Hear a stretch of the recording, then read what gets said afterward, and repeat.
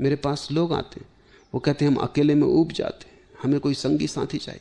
कहता हूं जब तुम खुद ही से अकेले में ऊब जाते हो तो दूसरा तुमसे ऊबेगा। जब तुम खुद भी अपने साथ रहने को राजी नहीं तो कौन तुम्हारे साथ रहने को राजी होगा? और वो दूसरा भी अपने से ऊबा हुआ होगा, तभी तो तुम्हारी तलाश में आ रहा है। तो दो ऊबे हुए आदमी जब मिलते हैं तो तुम सोच सकते हो क्या परिणाम होगा, जो हर विवाह में हो जाता है। पति पत्नी ऐसे ऊब के बैठे रहते हैं।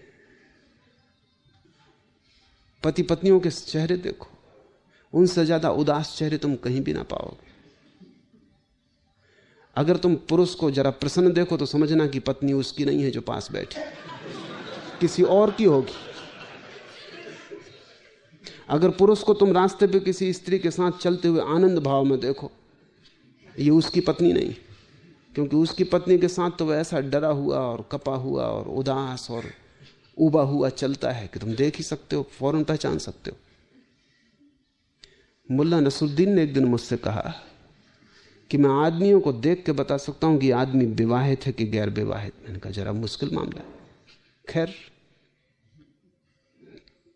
जो भी लोग आए मुझसे मिलने, तुम नोट करते जाओ और पीछे पता लगा लेंगे। उसने नोट किया और उसने बिल्कुल ठीक ठीक बता दिया। मैं थोड़ा हैरान हुआ कि तरकीब क्या है तेरी। उसने कहा तरकीब ये है, जो आदमी शादीशुदा है वो बाहर पड़े हुए बिछावन पर पैर पहुंचता है, जो गैर शादीशुदा है वो सीधा चला आता है। पत्नी का भय, तो कौन पहुंचता है पैर? अभ्यस्त हो गए हैं वो।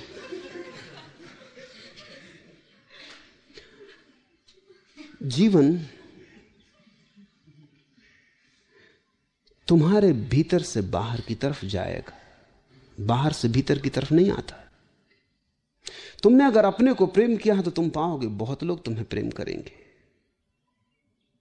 तुम अगर अपने को प्रेम करने में समर्थ हो गए तो तुम पाओगे अनंत अनंत प्राणों से तुम्हारी तरफ प्रेम की धारा बहनी शुरू हो जाती। तुमने अगर अपने को प्रेम न कर पाए, जो कि तुम्हारे साधुओं की शिक्षा के कारण असंभव हो गया है,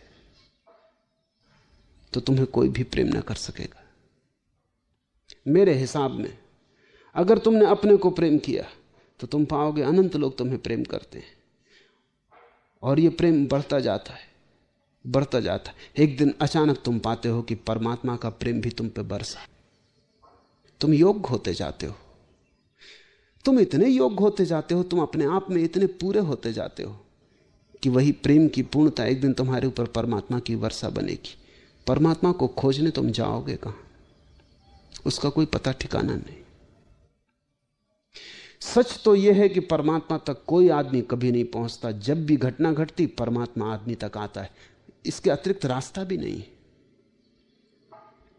जिस दिन तुम योग्य हो और तुम अपने प्रेम से इतने परिपूर्ण हो और तुम इतने तृप्त हो अपने प्रेम से, तुम्हारे जीवन में कोई शिकायत नहीं है, कोई भिक्षा की इच्छा नहीं रही। अब तुम सम्राट हो गए हो, तुम आनंदित हो, जो तुम्हें मिला है बहुत है।